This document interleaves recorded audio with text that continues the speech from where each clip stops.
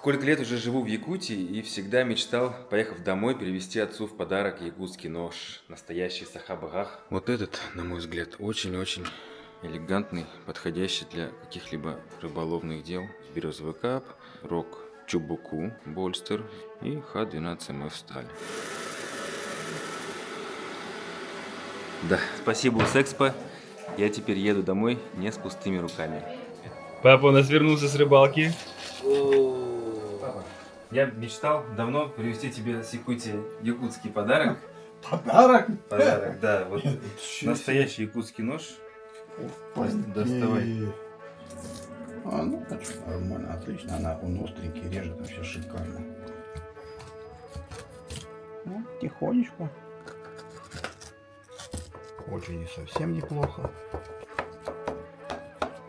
Филейчики готовы. Вполне рабочий ножик, снимает филе.